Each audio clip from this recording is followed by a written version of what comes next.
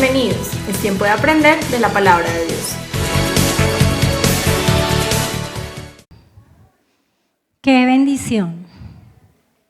bendición poder estar hoy reunidos como familia. ¿Cuántos dicen amén? Bueno, hoy tengo el privilegio de compartir la palabra. Para mí siempre será un privilegio, ¿cierto? Entonces, estaba yo pensando, estamos iniciando el año y la mayoría de nosotros pues estamos preguntándole a Dios, bueno, Señor, ¿qué quieres conmigo este año? ¿Qué quieres para mi familia? ¿Qué tienes con mis finanzas? ¿Qué vas a hacer con mis hijos? ¿Sí le han preguntado a Dios este año eso? Levanten la mano. Porque la Biblia dice que sin visión, el pueblo se muere. El pueblo perece si no tenemos la visión. Entonces, ¿qué significa visión? Es el acto de ver. Y ahí es donde nuestra oración es, bueno, Señor, ayúdame a ver lo que tú tienes para mí. Pero así como lo hacemos de una forma individual, nosotros como iglesia, también con Juan y con el equipo que tenemos, oramos, Señor, ¿qué tienes este año para Comunidad Cristiana de Fe? Porque nosotros somos una iglesia. Y la iglesia, pues realmente fue instituida por el Señor Jesús. Eso lo encontramos en el Nuevo Testamento, ¿cierto? Donde sabemos que la iglesia tiene un propósito, nos congregamos con un propósito, venimos a este lugar porque sabemos que pertenecemos a la familia de la fe, porque somos hijos de Dios. Y eso nos da una identidad y un sentido de pertenencia. Amén. Entonces, cuando uno hace eso, cuando uno toma la determinación de sentarte y pensar, bueno, ¿cuál es la visión de la iglesia este año? Tiene que partir del hecho de que estoy en un punto y quiero llegar a otro. Estoy en que hemos logrado miles de cosas, en que el año pasado fue un año muy bueno, en que el año pasado logramos establecer varios grupos de discipulado, el año pasado tuvimos la graduación, el año pasado vimos muchas cosas de parte de Dios muy lindas. Entonces dijimos, bueno, Señor, estamos allí, pero ¿para dónde tú quieres que nosotros avancemos? Y pudimos evaluar y pudimos ver que tenemos fallas, que todavía tenemos muchas fallas, tenemos carencia de liderazgo, por eso vamos a hacer nuevamente el curso para líderes. Tenemos carencia, la mies es mucho, pero los obreros son pocos. Muy pocos son las personas que deciden comprometerse. Por eso yo quería decir, pregúntale al que tienes a tu lado, ¿asistes o perteneces? Pregúntese, ¿asistes o perteneces? Porque cuando yo asisto vengo simplemente y salgo y me voy y chao.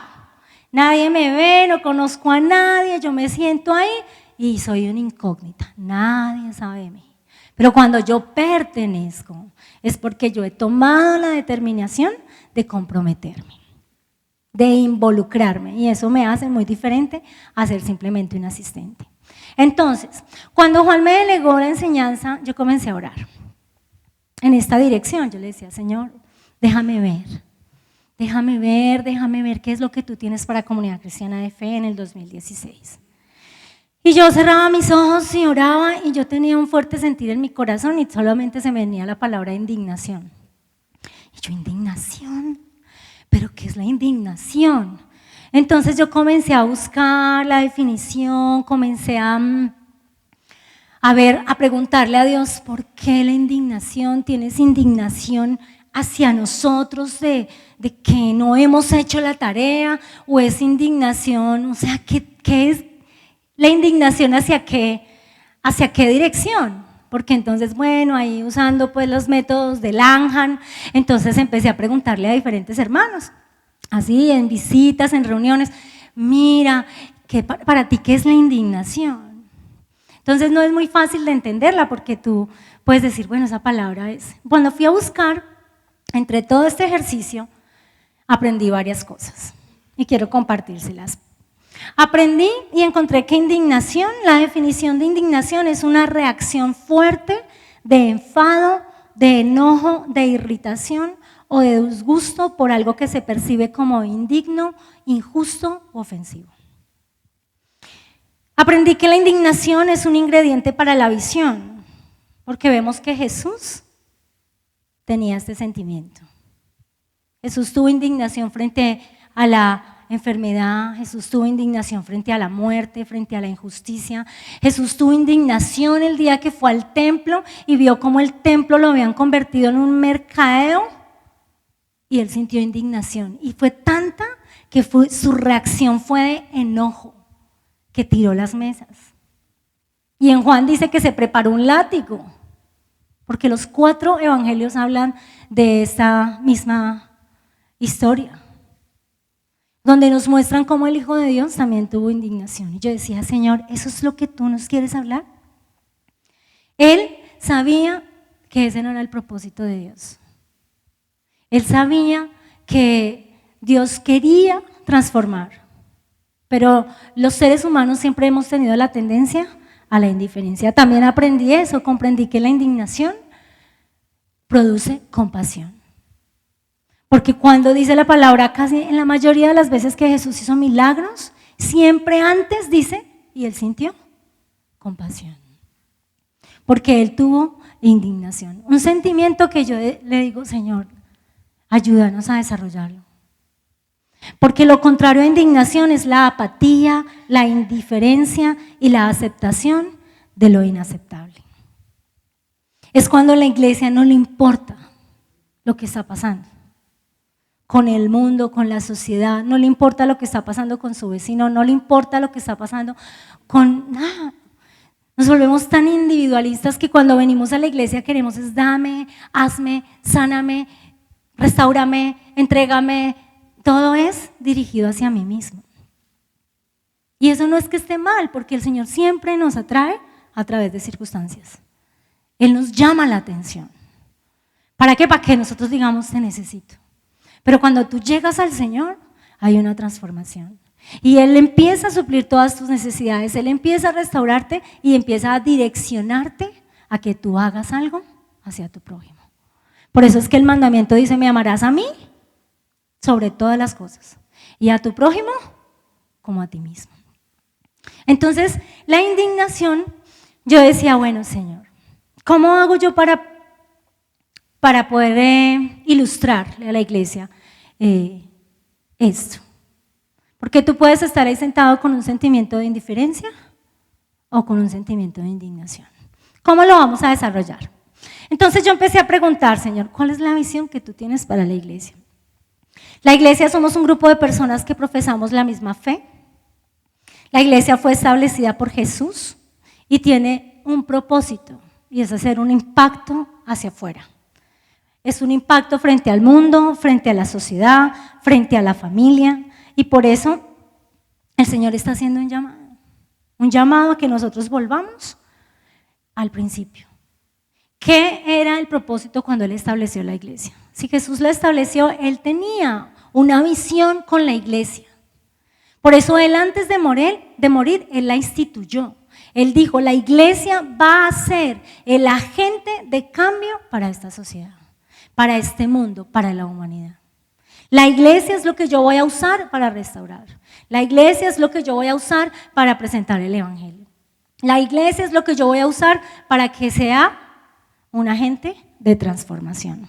Entonces yo soy un agente de transformación. Porque yo soy la iglesia. La iglesia somos un grupo de personas. La iglesia no es el pastor. La iglesia no son los líderes. La iglesia somos todos. Todos nosotros somos la iglesia. La iglesia ni siquiera es comunidad cristiana de fe. La iglesia somos todas las comunidades donde nos reunimos y amamos y adoramos a Jesús. Entonces yo dije, bueno, Señor, yo sé que existe una gran necesidad de indignación en el pueblo de Dios. Lo sé porque hay mucha indiferencia. Hay tanta indiferencia que aún dentro de la misma iglesia hay indiferencia de lo que pasa con tu hermano.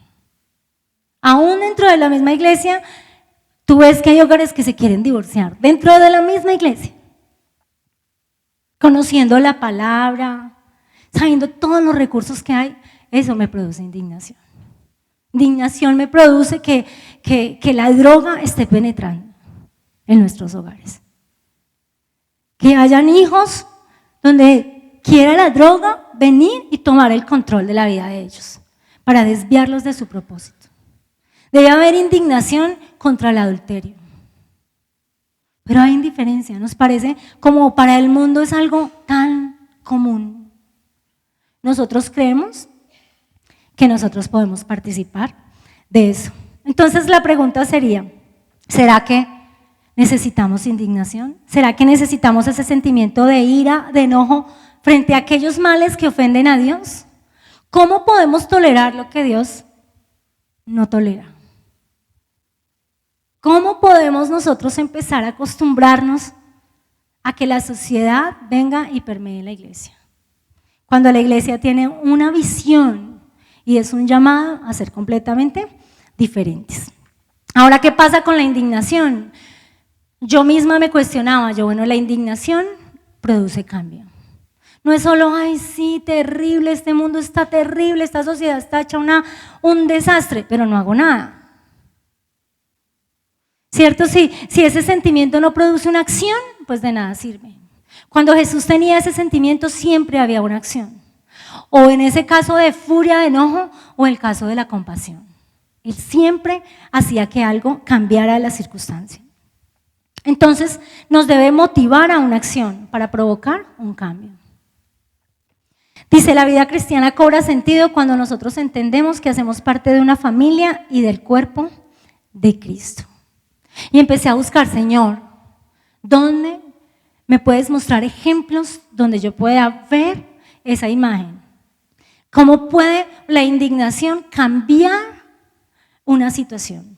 Y el Señor me llevó como Moisés, me dio muchos ejemplos, la verdad la Biblia está llena de ejemplos.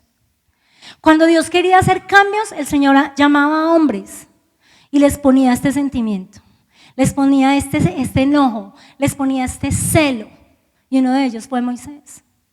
Moisés vivía muy bien y muy cómodo, porque Moisés creció entre los egipcios con todos los lujos y las necesidades, porque él era prácticamente hijo de la hija del faraón. Moisés no tenía por qué someterse a lo que se tuvo que someter, pero Moisés un día se indignó ante la opresión que los egipcios tenían sobre el pueblo de Israel. Y él recordó que Dios había hecho un pacto con el pueblo de Israel. Con Abraham, con Isaac y con Jacob. Y él recordó que el Señor les iba a entregar la tierra prometida. Y Dios le hizo un llamado y le dijo, tú vas a sacar este pueblo y lo vas a llevar a la tierra prometida. Pero él tuvo que decir ¿qué? Sí. Y lo hizo. Pero él lo primero que tuvo fue indignación. Entonces cuando uno muchas veces dice, la iglesia, ¿por qué es tan difícil que las personas se comprometan, que sirvan, que respondan a un llamado como liderar o que respondamos a servir en cualquier ministerio? Porque somos indiferentes, porque no nos interesa, porque estamos pensando egocéntricos solamente en nosotros y no vemos que esto funciona.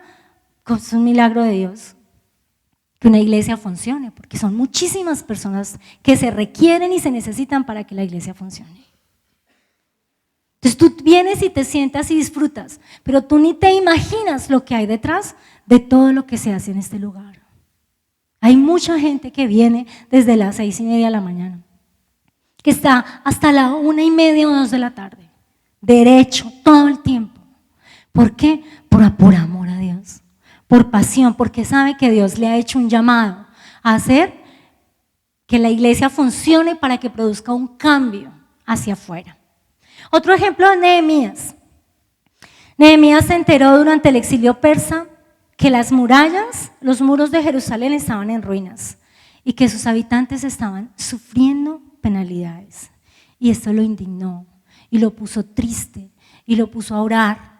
Y entonces el rey lo notó y le dijo, ¿qué te pasa? Y él le dijo, es que mi pueblo, las murallas de Jerusalén están destruidas. Y él dijo, ¿qué quieres? Yo quiero ir y edificar. ¿Qué fue el primero que sintió? Indignación. ¿Qué hizo la indignación? Que él actuara. Y cuando él llegó, Él dijo, hizo un llamado, vamos, levantémonos y edifiquemos. Y la gente dijo, levantémonos y edifiquemos.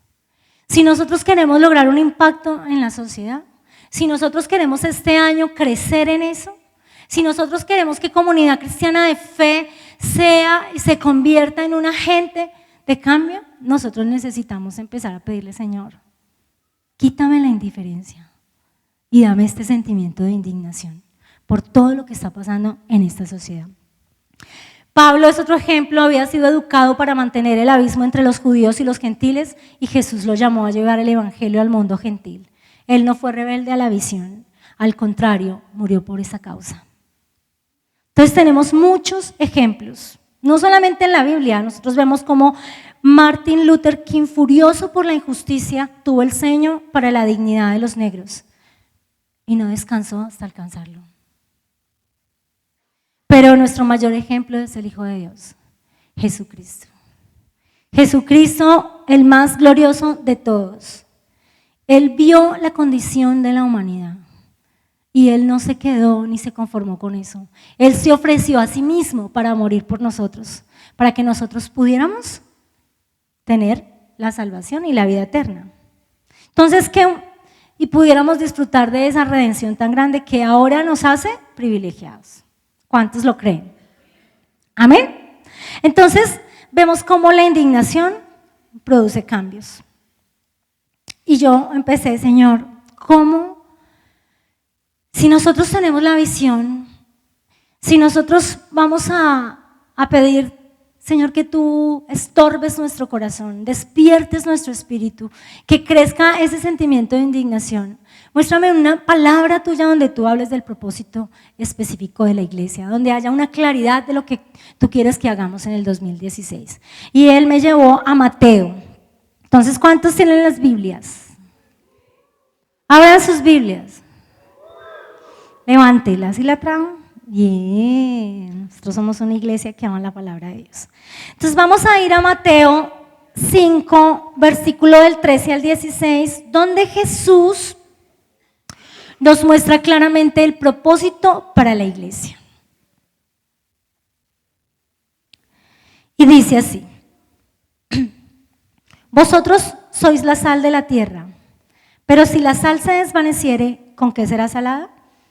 No sirve más para nada, sino para ser echada fuera y hollada por los hombres. Vosotros sois la luz del mundo. Una ciudad asentada sobre un monte no se puede esconder, ni se enciende una luz y se pone debajo de un almud, sino sobre el candelero y alumbra a todos los que están en la casa. Así alumbre vuestra luz delante de los hombres, para que vean vuestras buenas obras y glorifiquen a vuestro Padre que está en los cielos. El Señor Jesús usa dos imágenes. Ese es el sermón del monte. Cuando Jesús comienza su ministerio, Él lo primero que hace es llevar a sus discípulos como a un instituto, lo que le llamamos el sermón del monte. Y Él empieza a darles principios. Y allí está este principio, donde Él usa dos imágenes que son la sal y la luz. Y realmente nosotros estamos muy familiarizados con estas imágenes. Porque ¿quién no tiene sal en su casa? ¿O quién no tiene luz? Entonces Jesús se sabía, quería que quedara muy claro cuál era el propósito que Él tenía para nosotros como iglesia.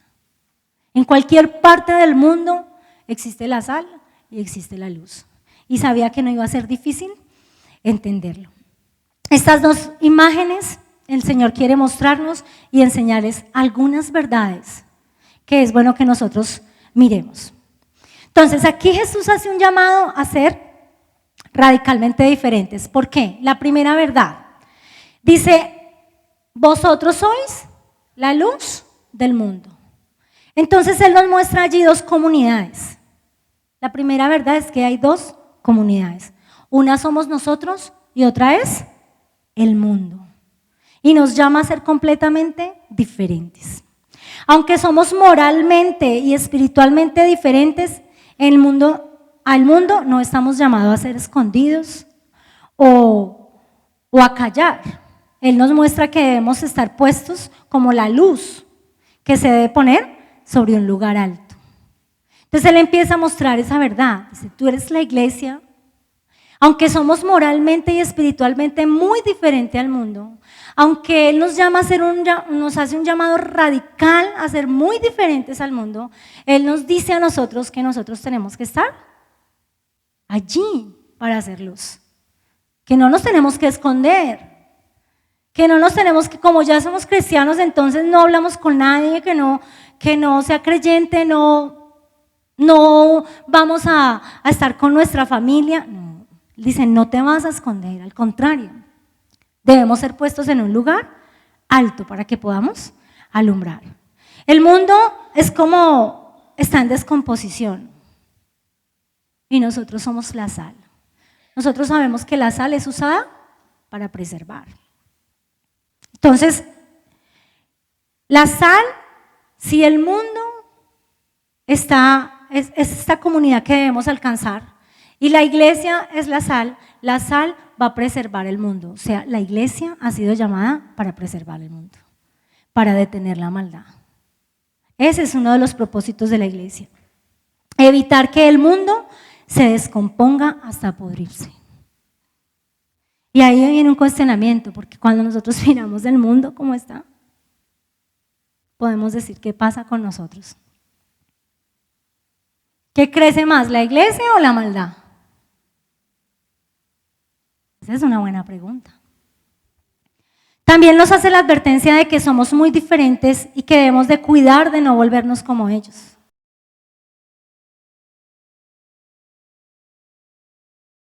Andaréis mis ordenanzas, no practicando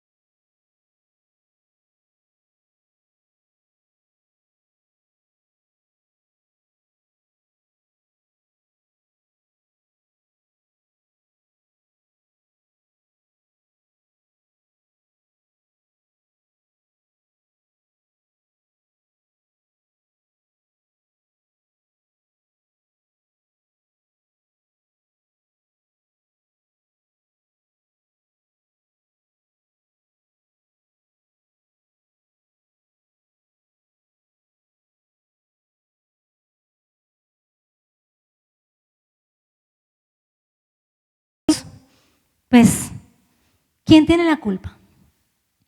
¿Quién tiene la culpa de lo que está pasando? El pecado, ¿cierto? El pecado está incrustado en nuestra sociedad.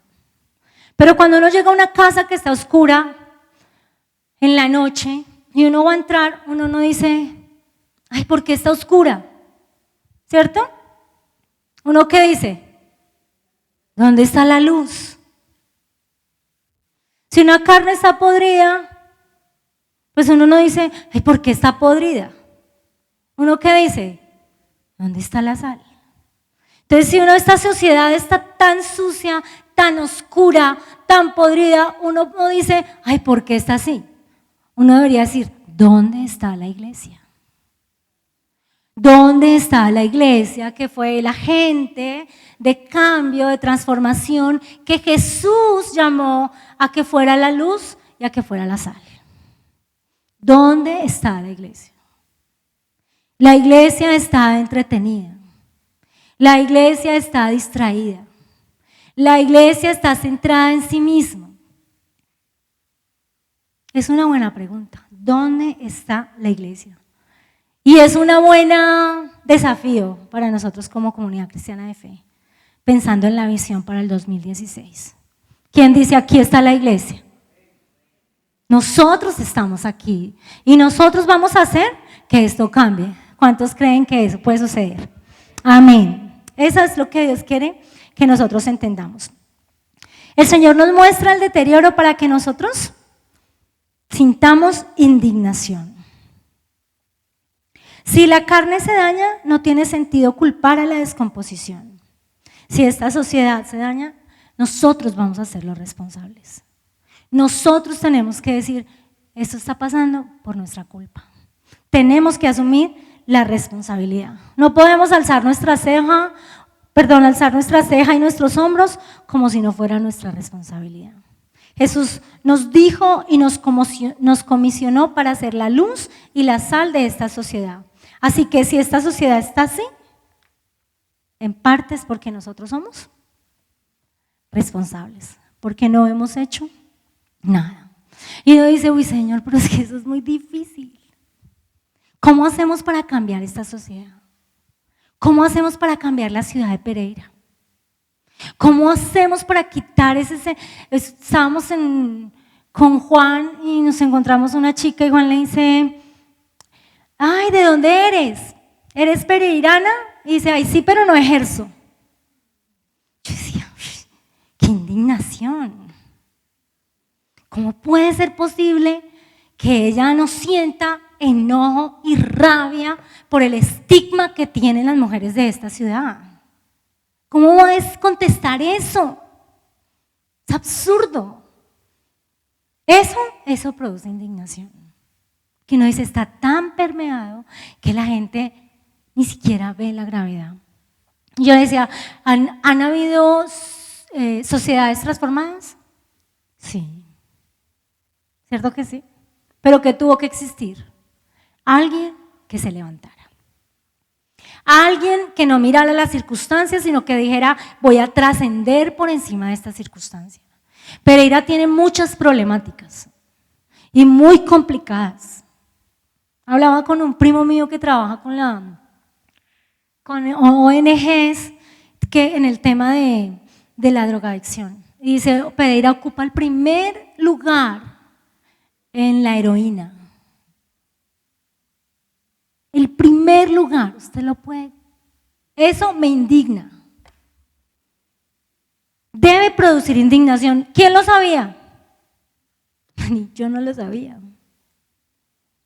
Entonces la ignorancia, nosotros no sabemos, yo vivo muy bueno, mi esposo es hermoso, mi hogar es muy lindo, el Señor suple mis necesidades, yo amo a Dios, no hago lo que me gusta, vivo tan bueno. Pero qué tal que no, Señor, no me dejes acomodar, no me dejes ser conformista, no me dejes decir, ay, ya alcancé la gloria, estoy esperando que vengas por mí. No me quiero ir hasta que yo no haga lo que tú quieres que yo haga. No me quiero ir hasta que yo vea esta ciudad transformada, hasta que los hogares puedan conocer el principio. ¿Cuántos nos dicen amén?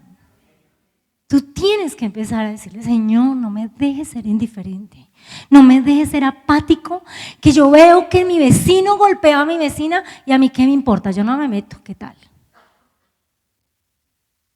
Que veo lo que pasa y yo no, como si nada. No, eso es muy triste. Entonces, Señor, ¿cómo? ¿Cómo podemos transformar esta sociedad? Ninguna persona ha tenido tanta influencia en los hombres y en las naciones como la tuvo el Señor Jesucristo.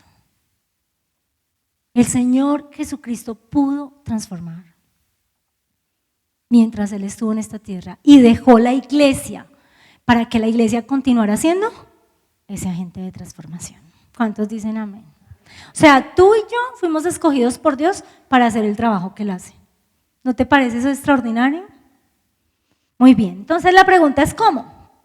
Y ahí vamos a ver entonces la visión para nosotros como comunidad cristiana de fe en este año. Dice, los cristianos podemos tener una influencia más poderosa si nosotros usáramos las armas que el Señor nos ha dado. ¿Cómo podemos tener un mayor impacto para la sociedad?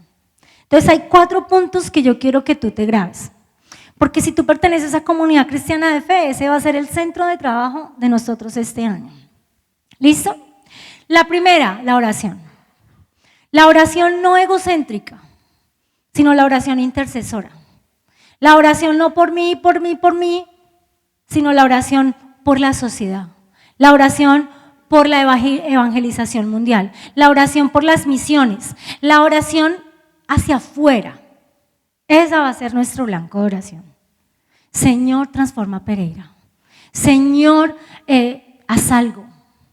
Atrae los corazones de los perdidos hacia ti. Ayúdame nosotros a presentar el evangelio a toda persona que está en esta ciudad. Lo segundo, el evangelismo. Tenemos una responsabilidad social y debemos adquirir el valor ante esta sociedad para que ella cambie. Y lo que cambia es la persona que se levanta por encima de cualquier situación y trascendemos. Entonces nosotros no estamos atrapados en esta ciudad, nosotros no vamos a escapar de esta ciudad, sino que nosotros vamos a transformar esta ciudad con el mensaje de Jesucristo, con el evangelio. ¿Cómo lo vamos a hacer? Nosotros como iglesia tenemos tenemos una estructura y tenemos muchas cosas que Dios nos ha entregado muy hermosas. Nosotros tenemos los encuentros donde muchos de ustedes han conocido a Jesús. El encuentro es una herramienta, porque en los encuentros nosotros presentamos a la persona de Jesús y las personas tienen la oportunidad de conocer a Jesús. En los campamentos de jóvenes, en los grupos de discipulado. Es como un grupo de discipulado, es como una luz, como esa lumbrera en diferentes lugares de esta ciudad. Hay mucha gente que no viene a la iglesia, pero va a los grupos de discipulado. Y ahí conoce la palabra y su vida puede ser transformada en ese lugar. Y allí son evangelizados. Por eso la importancia de que esos grupos crezcan, de que llenemos esta ciudad de grupos de discipulado, donde la gente tenga un lugar donde escuchar la palabra de Dios. Lo tercero, la tercera arma, el ejemplo. Los seres humanos son imitadores por naturaleza, así que el ejemplo tiene gran poder. Un solo cristiano que tome una posición frente a la justicia puede motivar a otro a hacerlo. Un hogar cristiano puede influenciar todo un vecindario. Un grupo de jóvenes universitarios puede cambiar el ambiente y los valores de toda una universidad. Entonces el ejemplo somos nosotros. ¿Sabes que la mejor forma de extender el reino de los cielos es con mi propia vida? Por eso nosotros tenemos entrenamientos. Mira, algo que yo por tantos años de servirle al Señor he comprobado es que la ignorancia es lo peor. Porque por ignorancia el pueblo perece. Y nosotros pensamos, porque venimos de una religión, ¿cierto? Donde tiene un formato de que para Dios es suficiente ir a una iglesia y sentarme 2 horas y salir, y para eso ya estoy bien con Dios. Eso es un formato y nosotros sabemos que nosotros venimos a la iglesia es para celebrar nuestras victorias. Pero nosotros tenemos entrenamiento, nosotros tenemos que capacitarnos, nosotros tenemos que crecer en la palabra. Y nosotros somos como bebés cuando llegamos al Señor. Nosotros no tenemos ni idea de los principios de Dios. Nosotros sabemos que Jesús fue a la cruz, pero no entendemos la redención, la justificación, la santificación, la glorificación. Nosotros no entendemos esos términos, no sabemos qué significan. Y ahí es donde está la victoria del cristiano. Cuando un cristiano sabe lo que significa la redención, su vida es transformada completamente y deja de girar en torno de sí mismo. Entonces nosotros vemos que ese es un problema de la iglesia. La iglesia no se capacita, la iglesia no se prepara, entonces la iglesia no madura y no crece. Y por eso viven los mismos problemas. Y es el mismo círculo como el pueblo de Israel, de vueltas en la misma situación. El Señor Jesús no quiere que tú estés así. Él quiere hacer cambios. Por eso Él dice, tú te encargas de mis cosas y yo me encargo de las tuyas. Y cuando tú lo entiendes, entonces tú vas a poder verlo. Entonces, nosotros hemos generado este curso de parejas. ¿Por qué? Porque las parejas se están divorciando, se están en infidelidad, se golpean, el hombre no es proveedor, no es líder, la mujer entonces no quiere sujetarse, las finanzas están por aparte, bueno, una cantidad que es la violación de todos los principios. ¿Cómo no le va a ir mal? Obvio que esos matrimonios son un desastre, pero a nosotros nadie nos enseña cuando nos vamos a casar que eso, ¿qué es? ¿Qué dice la Biblia acerca de eso? ¿Cuáles son los principios para el matrimonio? Entonces nosotros diseñamos un curso donde nosotros enseñamos 13 principios fundamentales para el matrimonio, para que tú tengas un matrimonio feliz. ¿Sabes por qué? Porque vamos detrás del ejemplo, porque cuando ese matrimonio es restaurado, ese matrimonio se convierte en un ejemplo. ¿Y sabes qué hace la gente que los ve agarrarse, divorciarse de todo y después los ve felices? ¿Sabes qué hace la gente? ¿Qué hizo? ¿Qué hicieron? ¿A dónde fueron? ¿Cuánto pagaron? Y el curso es completamente gratis, imagínense. Entonces tú debes acudir a esas herramientas. Si tienes problemas con tu matrimonio, no te quedes con los problemas, busca ayuda. Ven, invierte en un curso para que tú puedas. Tenemos ahorita el encuentro de parejas, un tiempo para nosotros como pareja. Tenemos el IMES, tenemos los grupos o sea, siempre con Juan es, Señor, debemos proveer para la iglesia las herramientas para que la iglesia pueda crecer. Nosotros sabemos que en un culto, en 2 horas, es muy poco lo que tú puedes aprender. Nosotros venimos al culto, recibimos la palabra porque recibimos las fuerzas, el ánimo, la exhortación, bueno, ese sentimiento de indignación, eso lo podemos recibir, pero venimos, celebramos, lloramos, cantamos las canciones, nos vemos con las personas que amamos, con los amigos que hemos hecho, pero tú sales de acá, ¿y qué? ¿Y tu vida qué? Entonces, si no somos ejemplo, pues nos quedamos callados. Si no somos ejemplo, pues nadie va a querer lo que tú tienes. Entonces, tenemos que trabajar en eso este año. Y por último, la última es la acción. Y la acción es la disposición de sufrir por defender el evangelio. Es como vencer ese temor de que pase lo que pase, de que viva lo que yo vivo en este momento, yo voy a defender mi fe.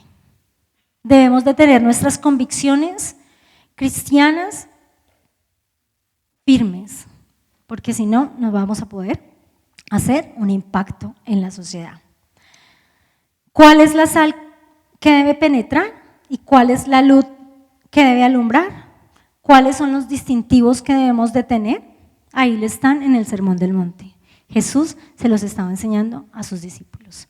En el capítulo 5 del versículo 20 dice una justicia mayor a la de los fariseos. Tú debes tener una justicia mayor a la de los fariseos. El Señor Jesús le puso un estándar a la iglesia, un estándar mayor que los religiosos, porque para ese tiempo los fariseos eran lo más justo que había. Ellos, aparte de lo que el Señor había establecido, ellos tenían 613 leyes adicionales y las cumplían todas. Y le dice, ustedes tienen que ser más justos que ellos. Imagínate. Entonces, ¿qué le digo? El distintivo suyo tiene que ser que usted es intachable. Lo siguiente que les dijo, Mateo 5, versículo 43, usted debe tener un amor amplio, más ancho. ¿Por qué? Porque la dice, entonces, hemos sido llamados a amar a nuestro prójimo, pero no a nuestros enemigos. Y Jesús le dice, no. Amar a tu prójimo, el mundo ama al prójimo. ¿Quién lo ama al que lo ama? El mundo también ama al que lo ama. Tú tienes que amar a tus enemigos.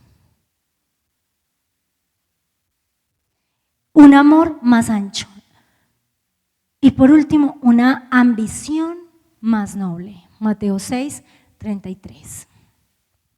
Tú debes buscar primeramente el reino de Dios y su justicia, y lo demás vendrá por añadidura.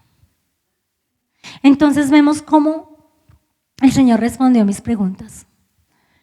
Yo decía, el sentimiento de indignación, Señor, sí, yo sé que es eso. Ponlo en nuestro corazón. Sacúdenos, quítanos la comodidad. Déjanos que nosotros podamos ver que estamos siendo egocéntricos y solamente centrados en nosotros mismos, mientras el mundo se desborona frente a nuestros ojos y a nosotros no nos importa. Hoy tenemos que tener un verdadero arrepentimiento acerca de eso. Porque si no sucede, tú no vas a ir a la acción. Tú no vas a ir a esas verdades. Yo soy la sal y la luz. Yo he sido llamado a penetrar. Yo he sido llamado a influenciar, a cambiar el ambiente del lugar donde esté. Yo he sido llamado a atraer, a detener el pecado, a detener el mal y a avanzar en la bondad de Dios, en el amor de Dios. Esa es la tarea de la iglesia y esa es la visión de Comunidad Cristiana de Fe en el 2016. ¿Cuántos dicen amén? Entonces tú y yo hoy no podemos hacernos los sordos. Nosotros no podemos hacer esto solos. Nosotros necesitamos toda la iglesia involucrada. Toda la iglesia, porque donde quiera que tú estés, ahí eres luz. Donde quiera que tú estés y vivas, ahí eres sal.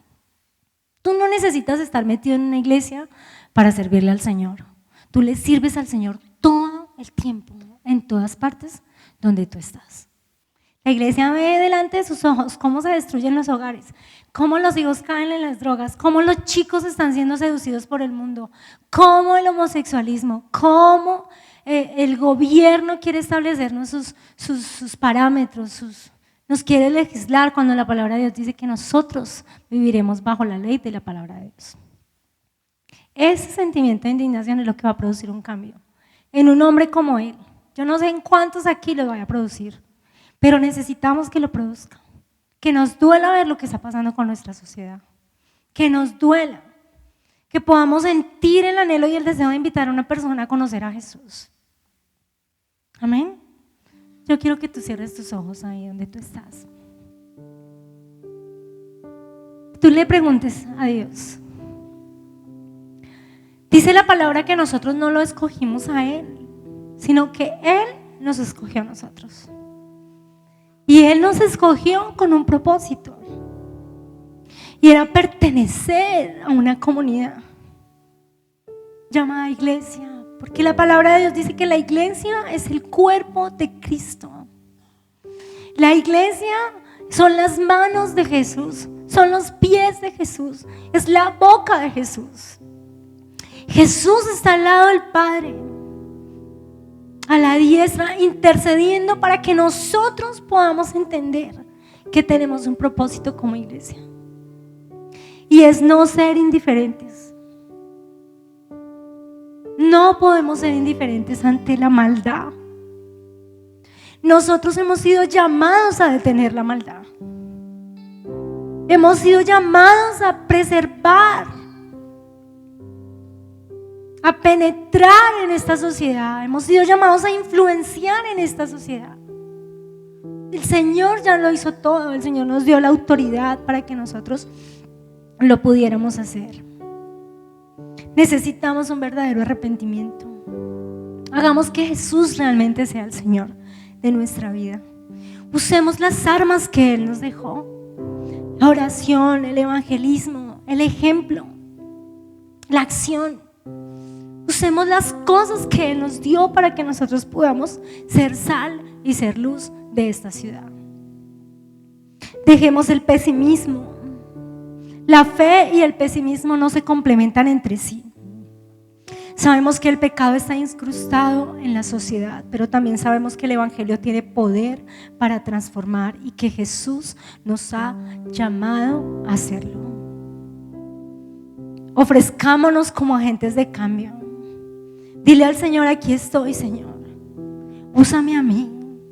Yo quiero ser sal y yo quiero ser luz. Yo quiero prevenir la descomposición social, Señor, y yo quiero disipar el mal. Así como decían ellos en el video, somos uno, simplemente uno. Cada uno de nosotros somos uno. Pero si siendo uno no podemos hacerlo todo, podemos hacer algo.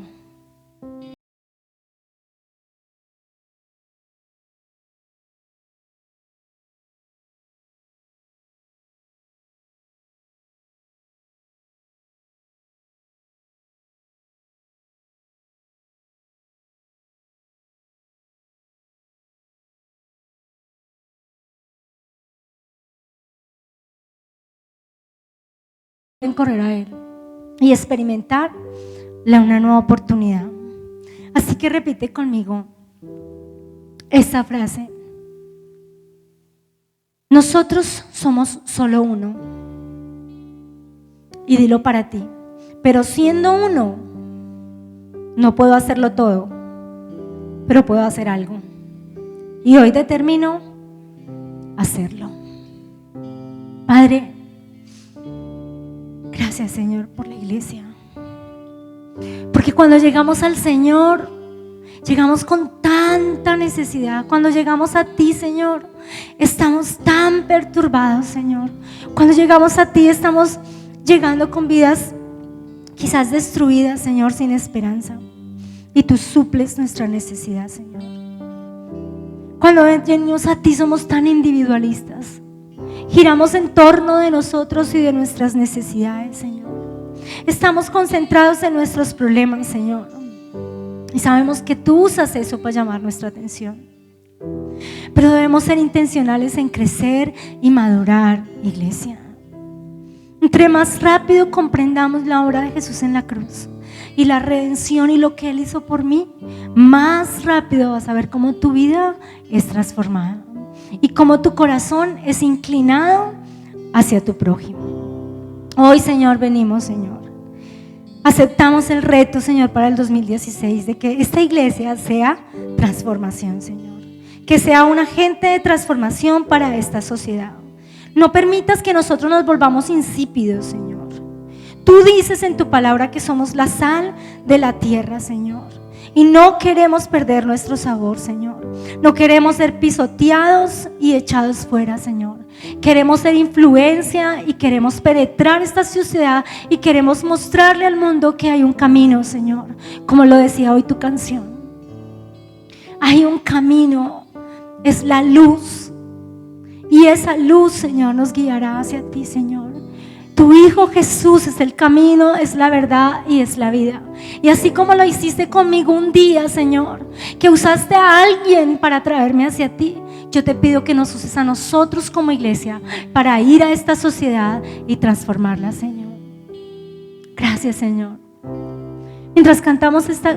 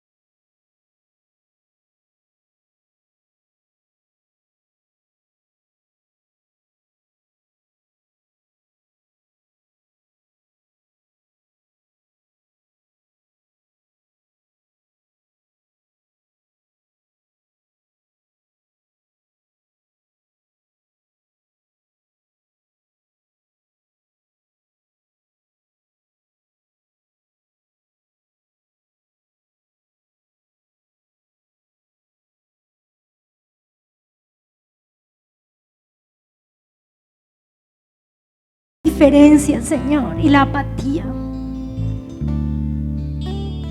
Gracias, Jesús.